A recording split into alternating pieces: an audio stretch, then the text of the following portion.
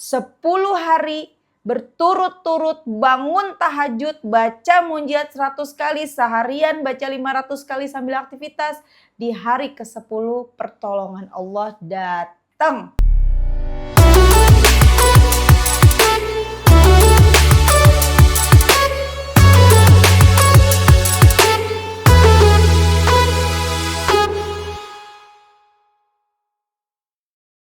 Bismillahirrahmanirrahim. Alhamdulillahirabbil alamin. Allahumma sholli ala sayyidina Muhammad wa ala ali sayyidina Muhammad.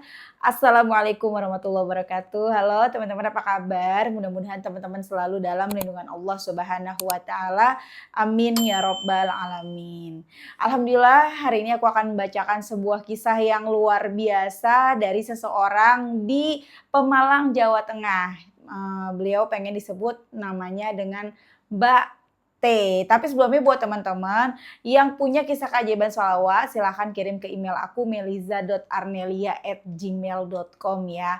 Dan buat teman-teman yang belum punya kedua buku ini, jangan pernah lelah ada nikmat di setiap sholawat. Dan jangan pernah lelah sholawat, yakinlah semua akan baik-baik aja. Keduanya buku aku. Kalau mau beli langsung ke Gramedia atau teman-teman bisa hubungin admin, ini nomor admin.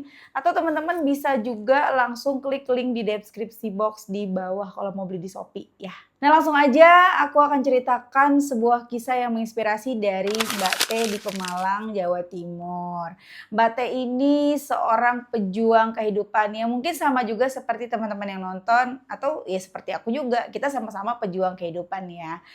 Pada saat itu keadaannya benar-benar sangat menyedihkan, ya, mengecewakan, menyedihkan, nggak tahu mesti gimana.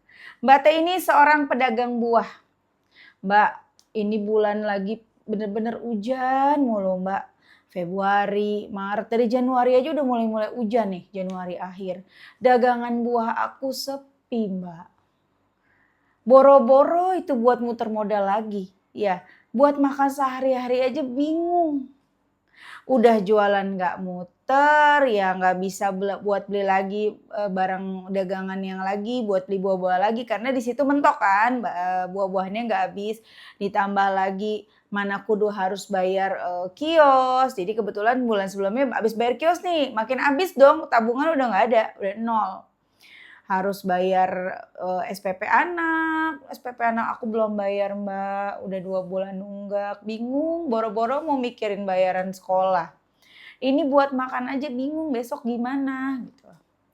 Coba deh dateng ke saudara si A, saudara si B, si C, nggak ada yang bisa minjemin, nggak ada yang bisa bantuin. Entah karena memang dia nggak mau bantu atau memang dia juga nggak bisa bantu gitu ya. Kita nggak boleh suuzon ya, ketika kita butuh bantuan ke saudara, saudara nggak bisa bantu, jangan suuzon. Jangan nambah-nambah masalah deh, jangan nambah-nambah kita bikin sakit hati, kita udah lagi pusing. Nambah lagi pikiran yang jelek, jangan ya. Akhirnya Mbak T iseng nih buka TikTok. Nemulah TikTok aku, Meliza Arnelia. Apaan nih? Sholawat bisa nyelesain masalah. Emang iya sholawat bisa bikin aku punya duit? Emang iya sholawat bisa bikin aku punya modal lagi gitu kan? Kan udah bingung banget ya kan? Akhirnya nyoba deh, oh ada YouTube-nya juga. Datang deh ke YouTube-nya Meliza Arnelia, dicari deh ya, ditontonin. Oh ada yang namanya sholawat munjiat. Mulailah Mbak T mengamalkan sholawat munjiat. Allahumma salli ala Sayyidina Muhammadin wa ala ali Sayyidina Muhammadin salatan tunjina biha min jami'il ahwali wal afat wa taqdilana biha jami'al hajat wa tutahhiruna biha min jami'is sayyiat wa tarfa'una biha indaka a'lat darajat wa tuballighuna biha aqsal ghayat min jami'il khairati fil hayati wa ba'dal mamat. Baca, mulai tuh tahajud. Pokoknya tiap malam jadi bangun tahajud. Baca 100 munjiat sekali duduk. Kalau habis Isya yang dibaca surat Al-Mulk, Habis subuh baca surat Yasin, habis Isya karena waktunya udah lumayan nih ya, udah selesai aktivitas, sudah selesai dagang segala macam, bisa baca Al-Mulk, Waqiah, sama baca Ar-Rahman tuh habis Isya. Nanti malam sholawat munjiat 100 kali setelah tahajud dan seharian Mbak T mulai mengamalkan 500 munjiat tapi sambil aktivitas, sambil dagang, sambil ngurus anak, sambil ngantar anak sekolah dan lain-lain. Mulai tuh baca sholawat munjiat. Ditargetin sehari 500 kali. Udah bingung banget. Kok bisa-bisanya ya Mbak ya? Udah mah lagi bingung, gak ada duit buat muter modal. Motor pakai acara rusak. Dikit-dikit mogok, dikit-dikit mogok. Bagaimana cara benerinnya? Ibarat udah jatuh ketiban tangga lagi, mesin cuci pakai rusak. Ya Allah, begini amat ya jadi orang susah ya. Begini amat lagi diuji kesusahan ya Allah. Kuatin aku ya Allah. Mana kagak ada saudara yang mau bantu. Mana gak ada saudara yang bisa bantu. Ya Allah tolongin ya Allah. Saban malam itu Mbak Teh nangis minta tolong sama Allah. Tolongin ya Allah. Di tengah-tengah kesedihannya, di tengah-tengah kesusahannya, Mbak Teh inget. Jangan pernah coba pinjem ke siapa-siapa. Jangan minta bantuan ke selain Allah kalau mau ditolong sama Allah. Oh iya ya kata Mbak Amel begini, udah deh aku gak mau lagi deh coba sana sini. Tadinya udah mikir ke siapa lagi ya yang kira-kira bisa bantu aku. Akhirnya enggak deh, aku mau ke Allah aja. Bener-bener dijalanin tuh. Sholat tahajud, baca sholawat, dan baca Quran. Yasin, Waqiah, Al-Mulk, Ar-Rahman ya dibaca tuh sama Mbak T. Setiap malam bangun, setiap malam nangis, ya Allah tolong ya Allah. Ingat lagi sama kata-kata Mbak Mil. Aku yang inget banget nih Mbak kata-kata ini Mbak. Ketika butuh ngomong sama Allah, ya Allah tolongin ya Allah.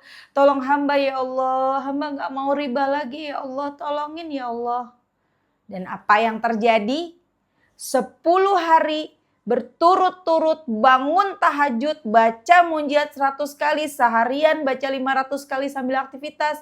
Di hari ke-10 pertolongan Allah datang.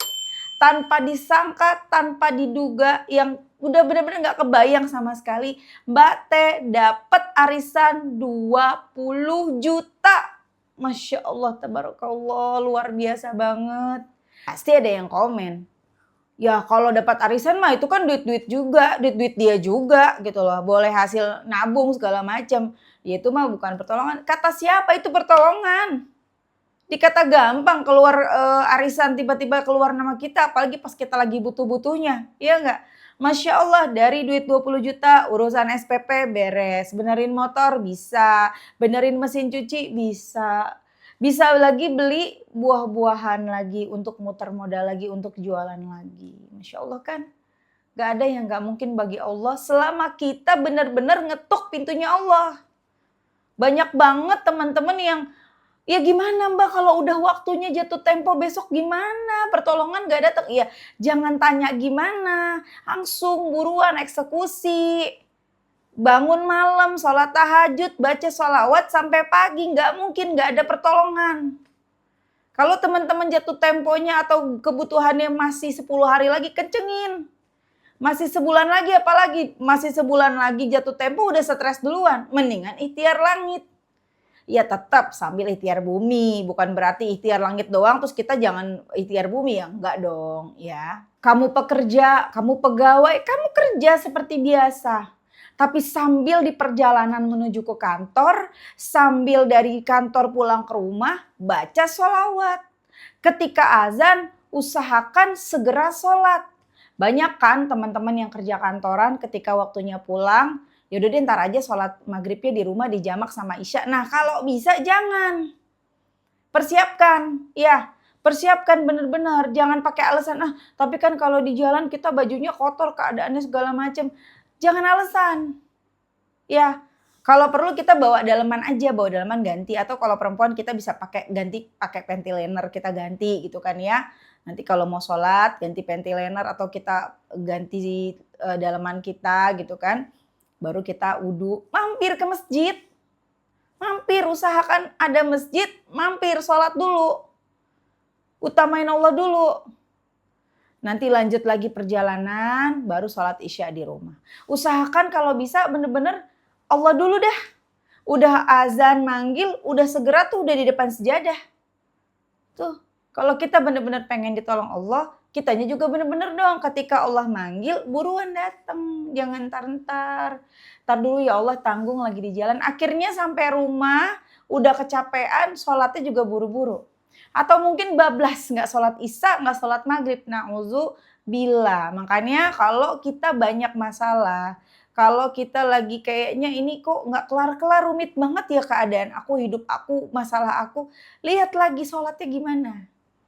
Biasanya yang sholatnya berantakan, kehidupannya berantakan.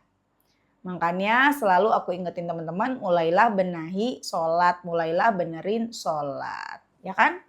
Luar biasa banget Mbak Teh, ya Allah Mbak, alhamdulillah aku dapat pertolongan dari Allah 20 juta Mbak, selesai masalah aku Mbak. Allah tuh baik banget ya Mbak ya. Pokoknya aku jadi ngerasa bener-bener Allah tuh baik banget Mbak. Aku sampai bilang ke anak aku ajarin anak aku, "Nak, kamu baca sholawat ya. Kamu baca ya sholawat ya. Kalau kamu kepengen apa aja, jangan minta sama mama. Mintanya sama Allah. Kamu baca sholawat yang banyak, nanti Allah kasih jalan." Tuh, Masya Allah luar biasa. Sholawat itu dahsyat banget nak. Biasakan anak-anak kita terbiasa mengenal sholawat dari kecil. Seberapapun itu nggak harus banyak. Anak-anakku juga kalau lagi niat, lagi mau dia bisa 1.000, bisa 500, bisa 5.000 si adek. Tapi kadang-kadang kalau lagi males, alhamdulillah 100 aja udah alhamdulillah. Jadi aku biasakan setiap pagi itu, dia kan lagi senang-senangnya main robok. Ya aku nggak ngerti robok tuh apa nih, main robok di handphonenya dia. Ada syaratnya. Pagi harus bangun subuh, langsung mandi, baca sholawat 100, baru boleh megang HP. Begitu. Nanti siang juga gitu ya. Aku suruh dulu mandi dulu, sholat dulu, sholawat dulu, baru bisa main HP. Makan siang dulu, baru bisa main HP. Nanti mau ke sore juga, kalau masih mau main HP, tidur siang dulu, bangun, mandi, sholat asar, baca sholawat. Nggak banyak sih, kalau udah siang sore nggak banyak. Paling subuh itu yang 100 wajib tuh. Jadi mereka terbiasa baca sholawat teman-teman. Ya, ayo ajak anak-anak kita baca sholawat. Luar biasa banget deh Mbak Teh. Ya yang tadinya udah ya Allah kayaknya buntu banget ya semuanya udah aku ngerasain banget ya jadi pedagang yang dagangan gak muter tuh kayaknya gimana ya. Sampai aku jual-jual itu loh, sampai jual-jual modal loh, bahkan jual di bawah modal. Saking yang penting aku dapat duit buat kebutuhan sehari-hari, buat kebutuhan aku. Yang penting modal aku balik. Nggak apa-apa deh baliknya nggak full, nggak apa-apa gitu loh. Ngerasain banget, pokoknya banyak ada komentar-komentar ya, pernah deh komentarnya pedes banget di TikTok ngomongnya gini. Aku kan ngingetin ya, teman-teman untuk baca sholawat, bangun malam, Allah pasti nolongin gitu kan. Ada yang komen, 2 orang, tapi sama TikTok langsung di apa ya, nggak ditampilin gitu loh, otomatis sama TikTok karena itu mengundang kebencian, ujaran kebencian gitu kan. Pas aku baca kalimatnya gini, orang yang saldonya penuh lagi ngomong. Orang yang gak pernah ngerasain susah lagi ngomong seenaknya. Ya Allah, dikata kita ngomong gini kagak pernah ngerasain, pernah. Pernah ngalamin dagangan gak muter, duit gaji udah dipakai buat nambah modal, tapi duit yang gak muter, akhirnya harus jual di bawah modal, ngerasain. Makanya bisa ngomong di depan sini karena pernah ngerasain. Kalau belum pernah ngerasain mah nggak berani sembarangan ngomong, ntar kualat, iya nggak? Ya jadi teman-teman semangat, kita punya Allah, ada Allah ya. Kalau lagi kesusahan, lagi banyak masalah, datang aja ke Allah. Biarin orang ngomong giliran lagi susah aja datang ke Allah, kemarin kemana aja, nggak apa-apa. Daripada kita nggak datang sama sekali, lagi senang lupa sama Allah, lagi susah juga nggak mau ke Allah dengan alasan malu, akhirnya datang ke selain Allah, babak belur kita. Ya nggak apa-apa, emang begitu, kita lagi senang lupa sama Allah. Terus kita dibikin susah, emang begitu, Allah bikin kita susah. Supaya apa? Supaya kita balik lagi ke Allah, supaya kita ingat Allah. Emang kita begitu, makanya jangan pernah jauh dari Allah. Biar kita nggak susah. Ya walaupun hidup terus diuji, tetap ya. Cuman kita tuh kayaknya biarpun saat ujian itu datang, kesulitan itu datang, kesusahan itu datang, kita ngejalaninnya tuh enteng. nggak sampai kepikiran untuk mengakhiri hidup. Na'udzubillah. Masya Allah. Itulah teman-teman kisah dari Mbak T. Masya Allah banget ya, mengajarkan kita bahwa Allah itu ada. Ya, jangan khawatir, jangan takut, jangan cemas. Ayo ikhtiar langitnya dikencengin. Bangun malam, paksa diri bangun malam, paksa diri baca Quran, paksa diri baca sholawat, terserah sholawat apa. Kalau Mbak T bacanya sholawat munjiat 500 kali seharian sambil aktivitas. Dan Masya Allah di hari ke-10 pertolongan itu datang. Mbak T aja bisa, teman-teman juga pasti bisa ngedapatin pertolongan Allah. Karena Allah itu maha adil, Allah sayang sama semua hambanya. Allah nggak pilih kasih, tinggal kitanya nih pantaskan diri kita berjuang untuk meraih pertolongan Allah. Oke teman-teman, makasih semuanya udah nonton. Semoga kisah ini menginspirasi. Jangan lupa buat teman-teman yang belum subscribe, di-subscribe dong ya. Dan komen Masya Allah kalau menurut kalian kisah ini benar-benar luar biasa. Masya Allah, Masya Allah, Masya Allah ya. Oke semuanya, Assalamualaikum warahmatullahi wabarakatuh.